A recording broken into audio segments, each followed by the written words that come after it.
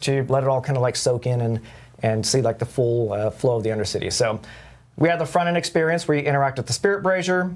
You can jump directly into your district run, or you can optionally apply a tribute and then a bargain to specify the rewards opportunity of your next run. So let's go see this in action. Look at that. So this is the hub of the Undercity, and that's the Spirit Brazier that I was mentioning. You can see that we have the base, the base run rules. Starting time, no time bonus penalties, no potion drop penalties, and we have the opportunity to apply a tribute. We have 4 tributes here, so we'll show these in a still shot later, so you don't have to worry about, oh, what does it say?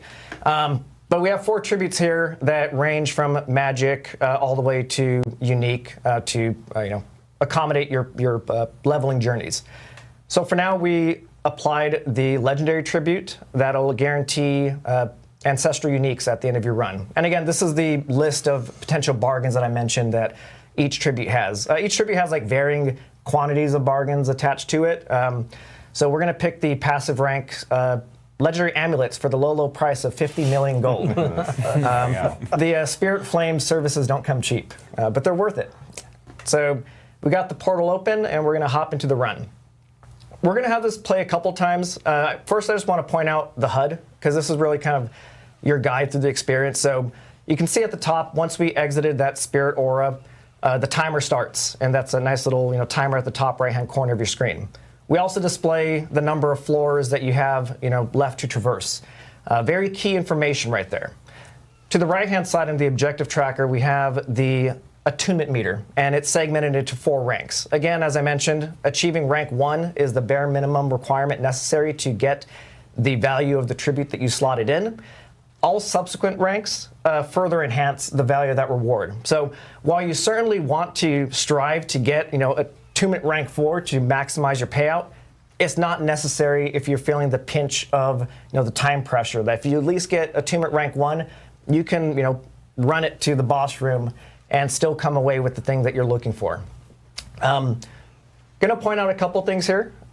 You might have seen, let's do the Spirit Beacon. So the Spirit Beacon is one of our activity types, and completing it both gives you attunement, a good splash of attunement, and it applies a momentary spirit buff that increases your movement speed and reduces your, the skill cooldowns. Again, you got to move fast in the Undercity, so these Spirit Beacons are incredibly useful for getting you to the next location, whether it's another Spirit Beacon or the exit. We're also kind of showing here the lesser afflicted. As you can see, they're clearly marked in the game world. They're all orangey glowy, so you can keep your focus on the combat. And killing them is what gives you the time bonuses to extend your run.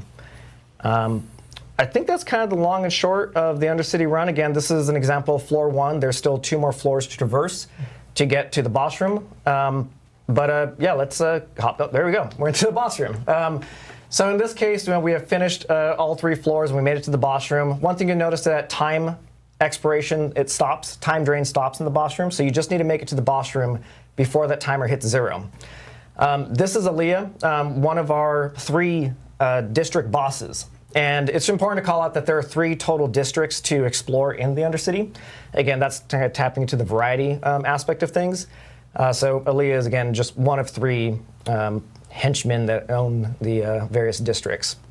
So in this case, we're at the tail end of this fight. We just, killed Aaliyah, and we see that we ended this run with a full reward upgrade of 4. So now we're going to get the best possible payout for this. And we came in here looking for ancestral legendaries, and as the Spirit Flames promised, ancestral legendaries is what we get. And the greater affixes. And we also see that we got an amulet. If we were to dive into the amulet, we would have seen that the bargain would have applied to it as well. So the player would have gotten specifically what they came in here for. So that's a really quick snapshot of just the structure of an Undercity flow.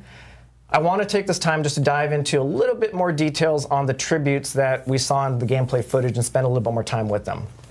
So